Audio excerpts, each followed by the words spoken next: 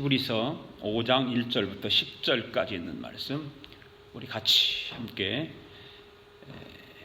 한 절씩 교독합시다. 제가 먼저 읽습니다. 대제사장마다 사람 가운데에서 택한 자이므로 하나님께 속한 일에 사람을 위하여 예물과 속죄하는 제사를 드리게 하나니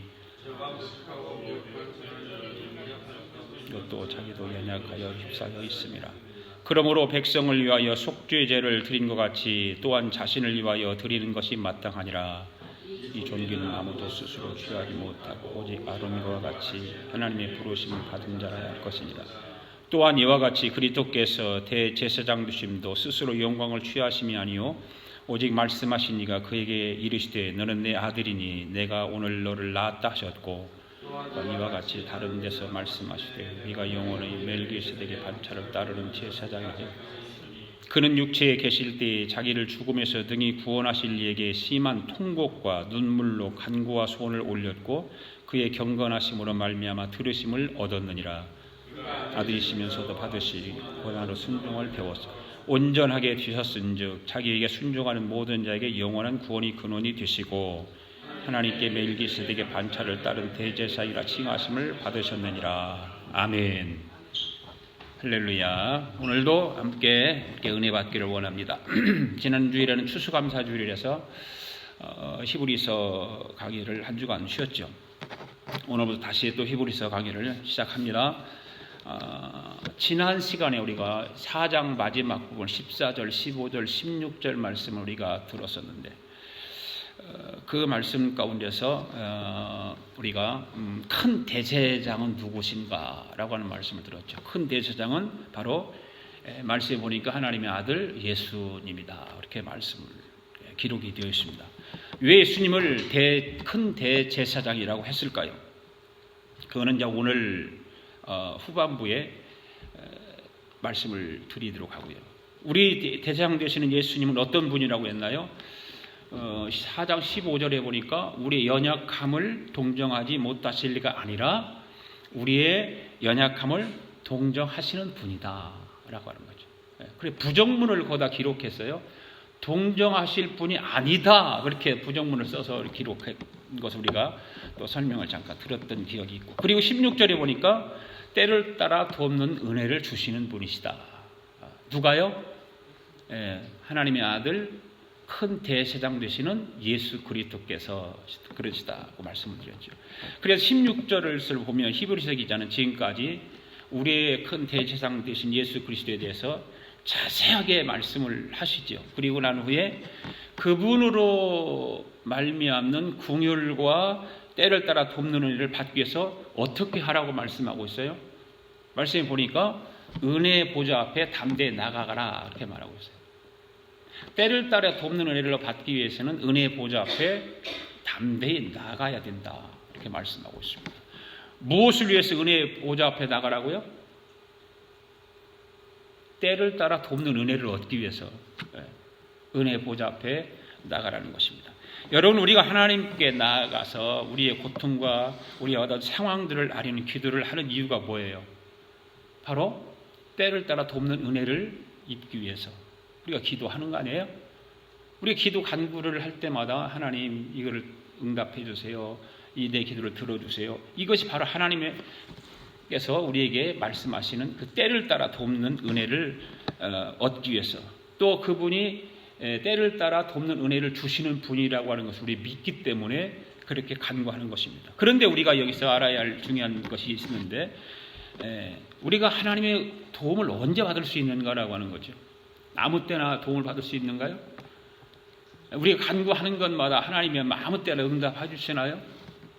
그 때를 따라 돕는 은혜라는 것이 어떤 것인가를 설명을 드렸잖아요. 그 때가 언제인가라고 하는 거죠. 그 때가 언제라고 말씀하셨어요? 바로 하나님의 때. 우리가 필요한 시간에 응답하시는 하나님이 아니라 우리에게는 간구를 필요해서 간구를 하지만 응답은 하나님의 때에 하신다는 거죠. 그것이 바로 때를 따라 돕는 은혜라고 말씀을 드렸습니다. 오늘은 히브리서 사람들의 이야기 12번째인데 대제사장의 계속 4장에 이어서 제사장에 대해서 얘기를 하잖아요. 오늘은 대제사장의 자격에 대해서 말씀을 드리려고 합니다. 첫 번째로 우리가 생각해 봐야 될 것은 대제사장의 자격 요건이라고 하는 거예요. 요건. 1절 말씀 같이 읽습니다. 시작.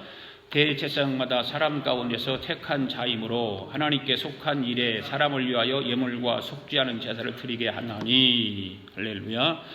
여러분, 우리가 함께 읽은 이 1절 말씀을 보면 히브리 사람들의 대제사장의 자격 요건에 대해서 말하고 있어요. 자격 요건이 뭐라고 말하고 있어요?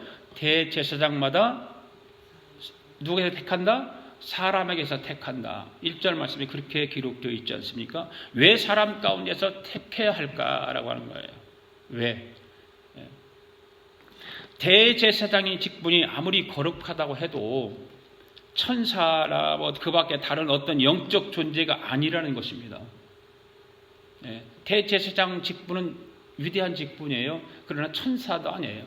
어떤 영적인 힘을 가진 것도 아니에요. 오직 누구 가운데서? 사람 가운데서 택함을 받는 자가 대제사장의 자격 요건입니다. 오직 사람 가운데 택한 이유가 뭘까? 그들이 사람을 대표해서 하나님께 제사를 드리기 때문에 그러는 거예요. 사람을 대표해서. 우리가 구약 성경의 레위기 제사법을 보면 우리는 잘 알지 않습니까? 사람을 대표해서 제사장의 직무를 담당해야 되는데 그 사람을 대표해서 제사장의 직무를 담당하려면 어떻게 돼요? 사람들의 아픔도 알아야 되고 사람들의 연약함도 알아야 되고 사람들의 요구사항도 알아야 되고 같은 마음을 가져야 되는 거죠. 그래야 그 중보 사역을 충실하게 감당할 수가 있어요. 전혀 사람들하고 동떨어진 관계라면 전혀 사람의 아픔도 모르고 사정도 모르고 그런 사람이 제사장직을 감당한다면 아무 의미가 없는 거예요.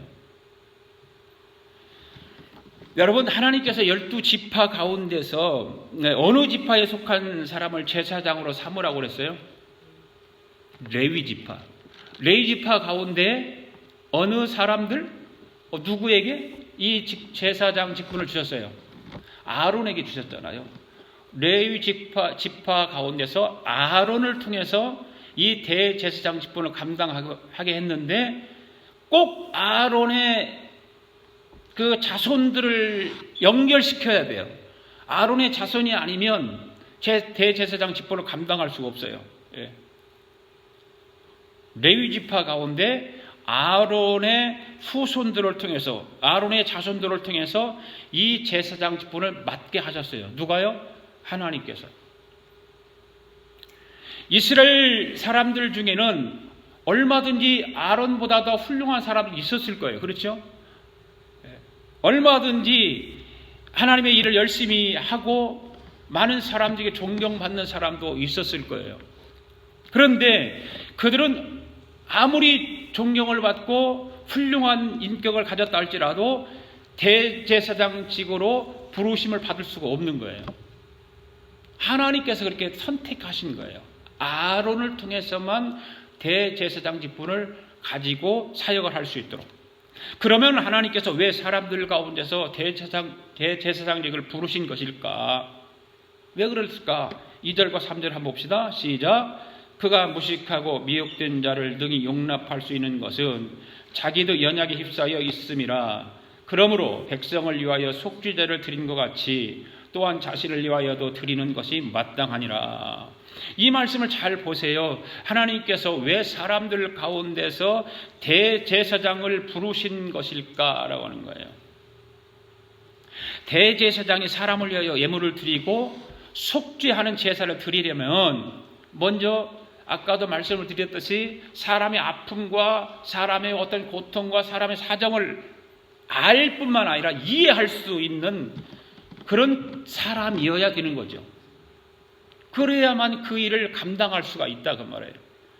대제사장이 속죄제물을 드리는 대상자는 어떤 사람일까요? 오늘 말씀에 보니까 진리에 유식한 사람도 아니고 온전한 사람도 아니라 무식한 사람이라고 그랬어요. 무식한 사람. 그리고 미혹된 자리라고 그랬어요. 여기서 무식하다라고 하는 말은 무지하다 그 말이에요. 무지하다. 말씀에 무지하다. 그 가운데 상당수는 하나님의 말씀에 무지할 뿐만 아니라 영적으로 어려요. 그래서 사탄의 미혹을 받기 쉬운 사람들을 이렇게 말하는 거예요. 그렇기 때문에 하나님 앞에 백성들을 대표해서 그들을 위해서 속죄 제물을 드려야 할 대제사장이라면 이 백성들의 연약함을 알아야 되잖아요. 이해도 해야 되고 또 동정을 할 수 있어야 되는 거예요. 그래서 자기 백성들을 불쌍히 여기는 마음으로 하나님 앞에 이제 대연해야 되잖아요. 그 백성들의 죄를 대연해야 되잖아요. 그런데 이 대제사장이 사람들의 그 죄를 다 허물을 그 지성소에 들어가서 대연을 할 때에 먼저 선행되어야 할 일이 있는데 그거 뭐냐면 이 대제사장이 자기의 죄를 먼저 용서받아야 돼요. 사죄함을 받아야 돼요. 그래야 다른 사람의 백성들의 죄를 대신해서 아뢰을 수가 있다 그 말이에요. 죄를 가지고는 다른 사람 죄를 용서할 수가 없잖아요. 사할 수가 없잖아요. 이런 일은 대제사장이 사람이기 때문에 가능한 거죠. 사람이기 때문에 대제사장도 사람이기 때문에 백성들이 겪는 어떤 고초, 시련 이런 것을 겪으면서 사람과 똑같이 대제사장과 마찬가지로 아픔도 있어요. 고통도 있어요. 환난도 그들에게 있어요. 슬픔도 당해요. 이 땅에 살아가는 사람들 중에는 의인이 없기 때문에 대제사장이라고 할지라도 하나님으로부터 부름받아서 아론이라 할지라도 죄가 있다 그 말이에요. 그 죄 문제로 그래서 고민하게 되고 자신도 지은 죄로 인해서 회개를 해야 되는 것입니다. 그렇기 때문에 대제사장 자신도 자기의 죄와 허물을 어떻게 해야 돼요? 하나님께 먼저 속죄 제물을 드려서 죄를 씻음 받아야 되는 거예요. 그 3절 말씀에 보세요. 그러므로 백성을 위하여 속죄를 드리는 것과 같이 또한 누구를 위해서? 자신을 위해서. 이게 자신이 누구예요? 대제사장 자신이에요. 자신을 위하여 드리는 것이 마땅하니라 그렇게 말씀하고 있지 않습니까? 대제사장이 하는 일 중에 가장 뜻깊은 일이 있는데 그 일이 뭐예요? 1년에 한 번씩 지성소에 들어가는 거예요. 그래서 하나님 백성들을 위해서 속죄 제물을 드리는 일을 하는 거예요. 그것이 가장 뜻깊은 일을 이 대제사장이 하는 것입니다. 이때 대제사장은 먼저 자신의 죄를 속죄함을 받아야 돼요. 하나님 앞에 그 속죄 제물을 드리면서 속죄함을 받지 않고서는 결코 이 지성소에 들어갈 수가 없는 거예요. 그래서 성경에서 말씀에 보면 하나님께서 그렇게 말씀하고 계시는 거예요. 대제사장은 자신의 죄를 인하여서 먼저 송아지의 피로 제사를 드리고 백성들의 죄를 위해서 염소의 피로 속죄 제물을 드려요. 그러니 그것도 구분시켜 놔요. 대제사장이 자기 죄를 씻기 위해서는 뭐를 잡아요? 송아지를 잡아요. 그런데 백성들의 죄를 속죄하기 위해서는 뭘 잡아요? 염소를 잡아요. 달라요. 그것도. 자신을 위하여라고 하는 그 말 속에 우리가 한번 생각해 봐야 될 것이 있어요. 자신을 위하여 드리는 것이 마땅하니라. 자신을 위했다. 그런 것은 자기를 돌아봤다. 그런 소리도 되지 않겠어요? 자기를 돌아봤다. 자기를 점검했다. 그런 말도 되죠. 사람이 자기 스스로를 진단하는 것이 대단히 중요한 거 아니에요? 그런데 사람들은요, 자기 진단을 안 해요. 그냥 지나가요. 자기 스스로 자기를 점검해야 되는데 점검하지 않는다 그 말이에요. 여러분들은 어떻습니까? 여러분의 신앙생활 하면서 하나님 앞에 기도하고 말씀 묵상하면서 자기 점검을 철저하게 잘하고 있습니까? 그게 중요하잖아요. 대제사장은 자기의 속죄를 위해서 항상 자신을 돌아보면서 자기를 점검하듯이 오늘 저와 여러분들도 마찬가지로 수시로 자기 점검을 해야 된다 그 말이에요. 아멘. 믿는 자들에게는 그것이 중요한 거예요. 믿지 않는 사람들은 하나님의 말씀이 없기 때문에 하나님과 아무 관계 없기 때문에 자기 점검을 그렇게 의무적으로 하려고 하지 않아요. 그러나 하나님을 믿는 사람들은 분명히 하나님의 말씀이 있고 하나님께서 우리에게 가르치는 것이 있기 때문에 자기 점검이 필요한 거예요. 자신을 돌아보는 거예요. 가끔 교회 생활을 하면서 문제를 만나잖아요, 여러분들. 그렇죠? 그때 한번 여러분들이 한번 그런 일을 했는지 안 했는지 모르지 한번 그런 걸 한번 적어보세요. 무엇이 문제인가? 교회 신앙생활에도 교회 다니는 문제가 부닥쳤을 때에 그 문제가 무엇인가? 그걸 적어보면 대부분의 사람들이 어떤 걸 적을까요? 다 다른 것에 문제를 찾으려고 그러잖아요. 교회의 문제점을 얘기를 하고 교회가 잘못한 걸 이야기하고 교회에 대한 불만을 얘기하고 그런 것만 적는 거예요. 그런데 그 중에서도 어떤 사람들은 종이에 적는 것은 자기 자신이 잘못한 것을 적어요. 자기를 돌아보면서 이런 것이 내가 잘못했구나. 내가 개선할 점이구나. 자기의 잘못을 적는 사람들이 있다 그 말이에요. 여러분 누가 훌륭한 성도일까요? 물론 이건 말할 것도 없죠. 자기 자신을 돌아보면서 자기의 잘못을 찾아내는 사람이 훌륭한 성도겠죠. 알고 보면 다른 사람이 개선할 점이 많으면 나 또한 개선할 점도 많이 있다는 것을 우리는 알아야 돼요. 아멘? 그래 우리는 자기 자신의 개선할 점을 찾아내지 않으려고 하고 다른 사람에게서만 자꾸 잘못한 걸 찾아내기 낸단 말이에요. 얼마나 잘못된 거예요. 오늘 저와 여러분은 자기 점검을 통해서 하나님의 뜻을 이루는 복된 성도들이 되기를 바랍니다. 아멘? 4절 읽습니다. 시작. 이 존귀는 아무도 스스로 취하지 못하고 오직 아론과 같이 하나님의 부르심을 받은 자라 할 것이니라. 아멘. 이 존귀는 아무도 스스로 취하지 못한다고 말씀하고 있어요. 이 존귀는 무엇일까요? 대제사장 직분을 말하는 거예요. 대제사장 직분. 대제사장의 그 직분과 영광은 인간 스스로가 마음대로 취할 것이 아니라 오직 하나님의 부르심을 통해서 선택이 있어야 되는 거예요. 믿습니까 여러분? 그래서 히브리서 기자는 이 점을 분명히 못 받기 위해서 구약의 아론을 하나님께서 부르시고 하나님께서 선택하셨다고 하면서 대제사장의 자격을 얘기하는 거예요.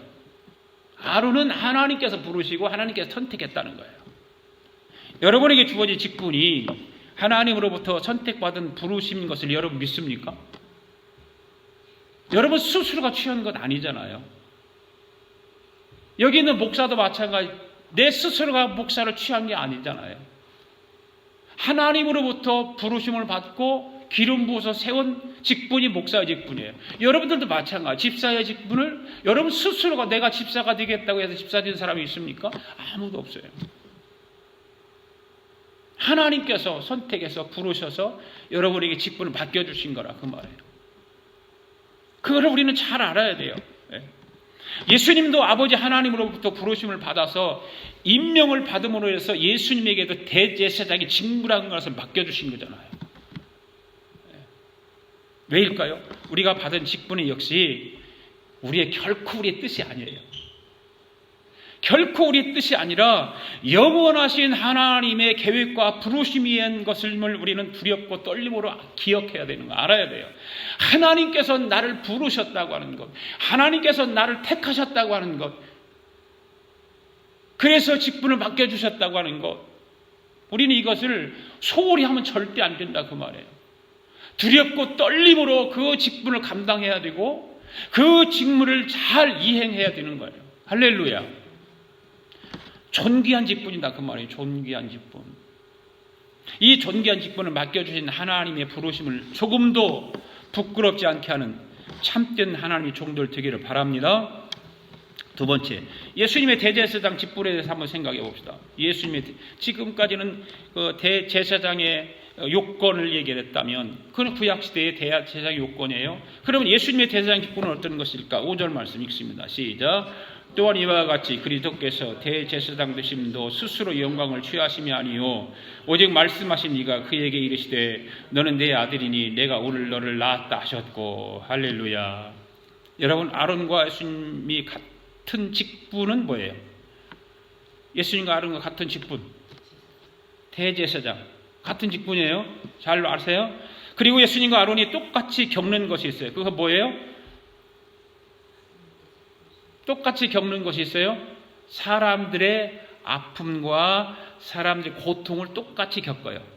아론도 마찬가지고 예수님도 마찬가지예요. 똑같이 겪어요.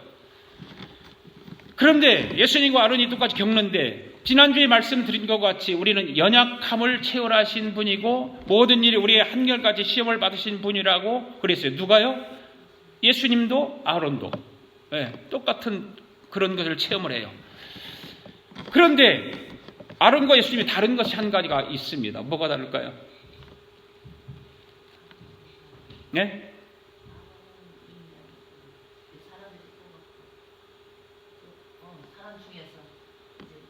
차이가 있어요. 분명히 있어요. 아론은 자기 못을 송아지를 잡아서 뭐 했어요? 왜 그랬어요? 왜 그랬어요? 자기 죄가 있기 때문에. 예수님이 죄가 있어요? 없어요? 없죠. 그게 다른 거예요.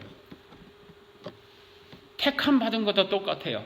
대제사장 직분도 똑같아요.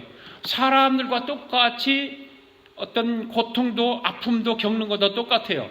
그래 다른 것은 한 가지가 뭐냐? 아론은 죄가 있어서 송아지를 잡아서 그 속죄를 드림으로 인해서 대제사장 직무를 감당해야 돼요. 그런데 예수님은 죄가 없으시다. 할렐루야. 네. 그래서 아론은 백성들의 죄를 가지고 지성소에 들어가는 거예요. 선제 조건이 되어야 돼요. 자기를 성령 받아야 하기 때문에. 자, 레위기 16장 17절 말씀을 읽어봅시다. 시작. 아론은 자기를 위한 속죄제에 수송아지를 드리되 자기의 집안을 위하여 속죄하고 자기를 위한 그 속죄 송아지를 잡고 그랬어요. 그 자기뿐만 아니라 자기 집안의 모든 식구들의 속죄를 다 먼저 해결해야 되는 거예요. 예수님과 다른 점이 바로 이거예요. 그렇다면 구약의 대제사장과 우리의 큰 대제사장 되시는 예수님과 비교를 할 때 가장 중요한 차이가 무엇입니까? 구약의 대제사장은 자기를 위해서 제물을 드리고 주 용서를 받아야 하지만 우리의 큰 대제사장 되시는 예수님은 자기를 위해서 제물을 드릴 필요가 없다는 거죠. 그게 다른 거예요. 왜 그럴까요? 예수님은 온전하시고 흠이 없으시기 때문에. 아멘. 네. 그와 같이 흠이 없으신 예수님께서 우리의 큰 대제사장 되신 것은 스스로 영광을 취하기 위한 것이 아니라 오직 말씀하신 아버지 하나님께서 임명하신 거예요. 할렐루야. 믿습니까? 그게 다른 거예요. 히브리서, 그래서 히브리서 공부가 중요한 거예요. 다른 복음서에서 이런 얘기 합니까? 한 군데도 없어요. 복음서에서. 히브리서에만 이 말을 해요. 이런 말을. 그러면서 하시는 말씀을 보세요. 5절 마지막 부분에 보니까 너는 내 아들이니 내가 오늘 너를 낳았다 하셨고. 자, 여러분 이 말씀을 어떻게 이해를 하세요? 이 말씀을 엄청난 구속의 말씀으로 이해를 해야 되는데 그렇게 여러분들이 이해를 하고 이 말씀을 듣기도 하고 읽기도 했는지 모르겠어요. 시편 2편 7절 말씀 봅시다. 같이 시작. 내가 여호와의 명령을 전하노라. 여호와께서 내게 이르시되 너는 내 아들이라. 오늘 내가 너를 낳았도다. 오늘 히브리서의 말씀이 이 시편에 있는 말씀 인용해서 말씀한 내용이거든요. 자, 여러분 예수님이 이 땅에 오신 것이 스스로 오셨습니까? 스스로 오신 것이 아니었습니까? 아니었죠. 누구의 보내심을 받았어요? 아버지 하나님의 보내심을 따라서 아버지의 뜻을 이루기 위해서 보냄받아 오셨습니다. 아멘? 네. 하나님 아버지가 이루시고자 하는 일에 예수님은 한 번도 능동적으로 하신 적이 없고 수동적으로 하셨어요. 아버지가 시키는 대로. 그런데 하나님께서 이렇게 말씀하세요. 너는 내 아들이라 오늘 내가 너를 낳았도다. 여러분 이 가사로 만든 찬양 아시죠? 기억나세요? 후렴 부분만 해볼까요?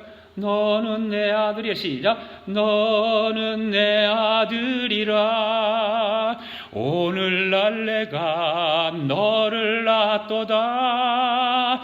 너는 내 아들이라 나의 사랑하는 내 아들이라.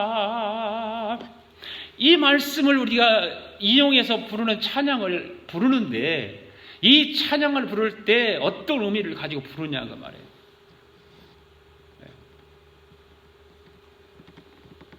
여러분 너는 내 아들이라고 했습니다. 누구를 가리키는 걸까요? 예수님이시죠. 예수님. 네. 아버지 하나님께서 이 말씀을 하는 거예요. 너는 내 아들이라 내가 오늘 너를 낳았도다. 예수님이에요. 그런데 왜 예수님을 너는 내 아들이라 오늘 내가 너를 낳았도다라고 이 출산을 비유해서 말씀하셨을까라고 한번 생각해 보세요, 여러분. 왜 하나님께서 예수님을 너는 내 아들이라 내가 오늘날 너를 낳았도다라고 이 출산을 비유로 해서 말씀을 하셨겠는가? 여러분 여자들이 아이를 낳을 때 뭐 여자분들이 있으니까 겪어야 하는 것이 무엇일까요?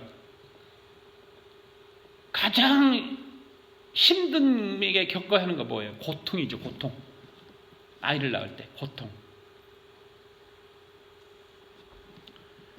이 고통은 아이를 낳은 여자들의 이야기를 하면 세상이 뒤집어질 정도로 아프다는 거잖아요. 고통이라고 하잖아요. 세상이 뒤집어질 만큼 아픔. 남자들은 죽었다 깨나도 이걸 몰라요. 그런데 요즘 한국에는 이거를 시험을 한답니다. 네. 얼마나 아내가 아픈가를 남자들이 체험하기 위해서 이거를 한대요. 그런데 남자들은 1분도 안 계속 수답 다 시킨대요. 그게 뭘까요? 왜 그럴까요? 아이를 내 뱃속에 가지고 있지 않기 때문에 그래요. 남자들은. 엄마만의 고통이에요, 그것이. 참는 것도 엄마만의 인내고 참는 거고. 그렇잖아요? 네. 아무도 그걸 알 수가 없어요. 엄마만이 아는 거예요. 지금 여러분 너는 내 아들이라 오늘 내가 너를 낳았도다라고 하시는 그 말씀을 하나님께서 하시는 이유가 뭐예요? 그 이유가 여자가 아이를 낳는 고통만큼 그 엄청난 고통만큼 아들을 대속의 제물로 내놓기까지 그 아버지의 마음을 얘기하는 거거든요. 이해하세요? 아버지 하나님의 마음이 어떤 것인가를 알아야 된다 그 말이에요. 너는 내 아들이라 내가 오늘 너를 낳았도다라고 하는 그 해산의 고통을 말씀하시는 이유가 그 대속 제물로 아들을 내놓는 아버지의 마음 그걸 얘기하는 거거든요. 근데 사람들은 그걸 몰라요.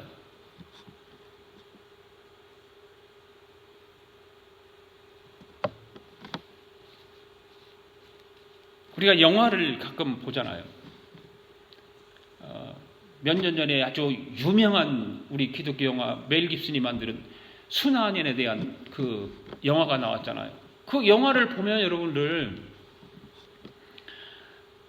저도 마찬가지지만 어디에 포커스가 되어 있어요, 그게? 예수님이 당하는 고통에만 포커스가 되어 있잖아요. 그 막 매 맞고 십자가 피 흘리고 막 묶어가고 끌려가고 이런 거에 포커스가 다 맞춰 있잖아요.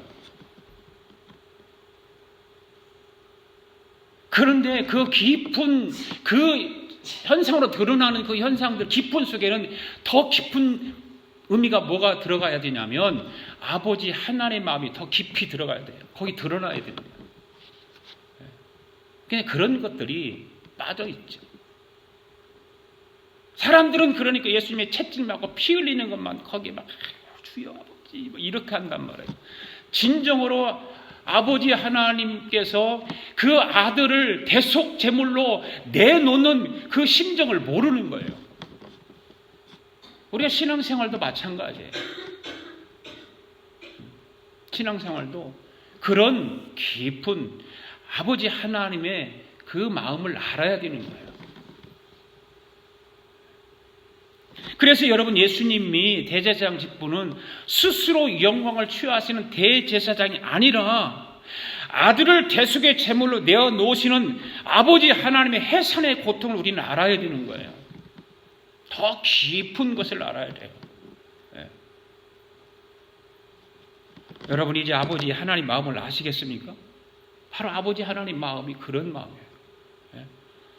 6절을 또 읽겠습니다. 시작. 또한 이와 같이 다른 데서 말씀하시되 내가 영원한 멜기세덱의 반차를 따르는 제사장이라 하셨으니, 하나님께서 예수님에게 대제사장 직분을 주셨습니다. 이 직분은 스스로 취한 것이 아닙니다. 하나님의 선택과 아론과 같은 부르심에 의해서 이 직분을 가지신 것이라고 말씀해 주고 있는 거예요. 부르심을 통해서.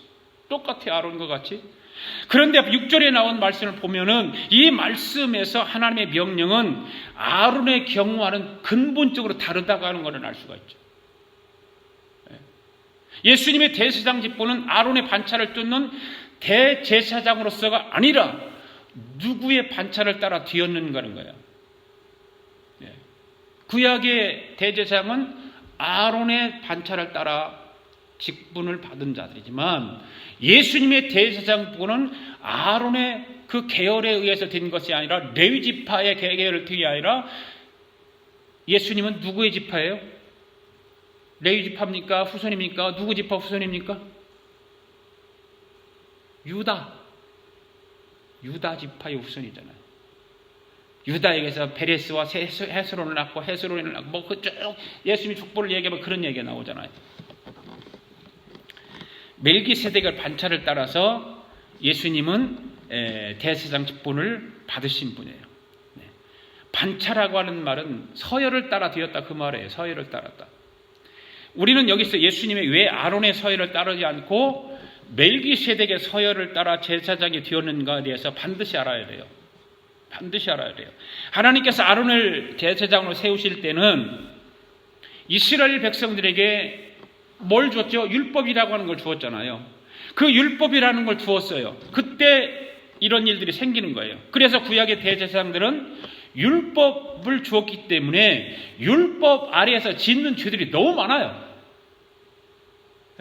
그 범죄하는 이스라엘 백성들을 위해서 하나님께서 속죄 제물을 드리기로 하신 거예요.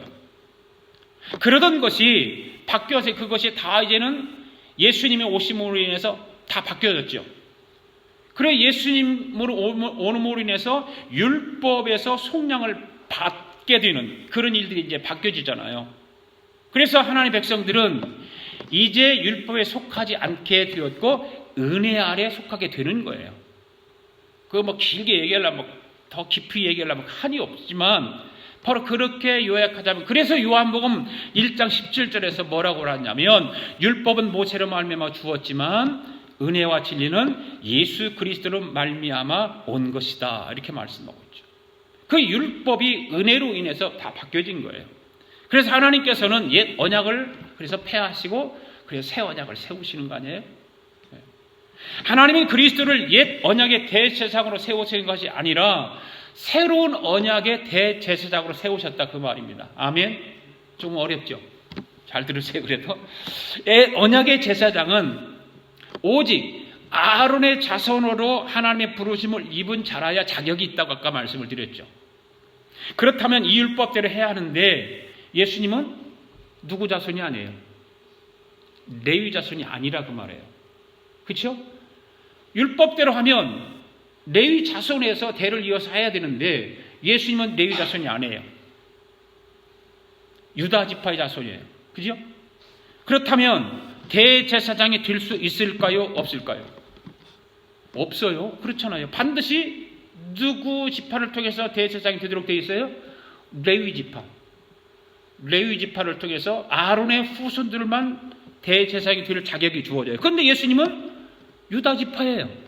그 대제사장 자격이 안 돼요.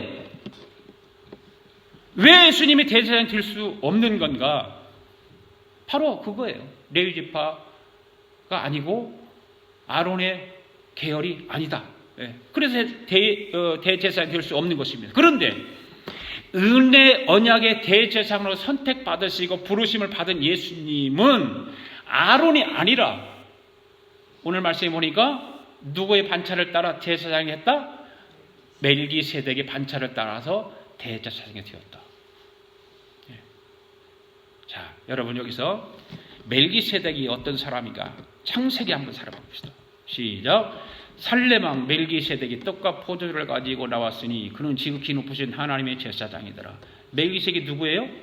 살렘 왕이에요. 살렘 왕. 그리고 뭐예요? 하나님의 제사장이에요.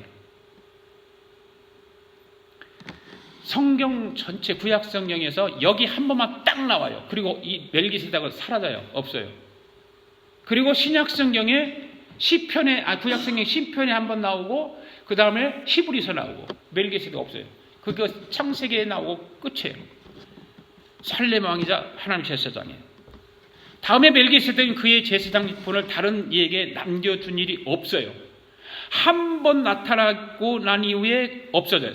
아무 말도 없어요. 이 멜기세덱에 대해서. 멜기세덱은 예수 그리스도의 상징이에요. 그리고 멜기세덱은 이 같은 제사장직과 왕권이 그대로 예수 그리스도에게로 전가되죠. 그래 예수님의 직무 가운데 세 가지 직무 있죠. 뭐예요? 왕으로서의 직무, 제사장으로서의 직무, 또 뭐예요? 하나는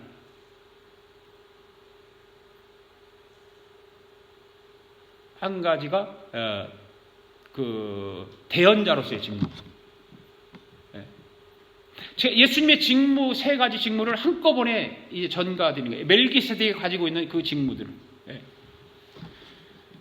그래 멜기세덱은 혈통이나 족보에서 세워진 제사장이 아니라 하나님께서 직접 부르심으로 세워진 제사장이 멜기세덱이에요. 족보도 없어요, 이 사람. 그게 이해하기가 좀 힘들지요, 그러니까. 그런데 멜기세덱에 관한 말씀을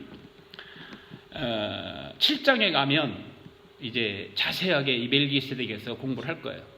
그때 가서 이 멜기세덱 공부를 하기로 하겠습니다. 자, 다음 8절 9절 오늘 본문 말씀 다시 들어갑니다. 시작. 그가 아들이시면서도 받으신 고난으로 순정함을 배워서 온전하게 되셨은즉 자기에게 순종하는 모든 자에게 영원한 구원의 근원이 되시고 그랬어요. 이 8절 9절 말씀에 보면 예수 그리스도께서 순종함을 배워서 어떻게 되었다? 온전하게 되었다 이렇게 말씀을 하고 있잖아요. 여기서 온전하게 되었다라고 하는 말은 예수님께서 불완전한 상태에서 순종을 배웠기 때문에 온전하게 되었다는 의미가 아니에요. 이것은 순종을 통해서 하나님 아버지의 구원 사역을 완성하셨다 그런 뜻이에요. 이를 통해서 하나님과 인간으로부터 영원한 대제사장으로서 인정받기에 합당하게 되셨다는 말이에요. 이러한 사실 속에서 우리는 주님께서 대제사장으로 합당하게 되기 위하여 순종하셨다는 사실에 주목할 필요가 있어요. 순종하셨다. 순종함을 배워서 온전하게 되었다. 여러분 순종이 무엇일까요? 순종은 하나님의 뜻에 따라 행하는 것이 순종이에요.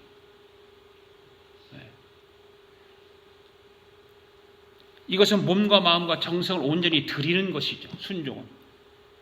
말이나 생각으로만 되는 것이 결코 아니라 그 말이에요. 그런데 가슴 아픈 현실이 있는데 그것은 뭐예요?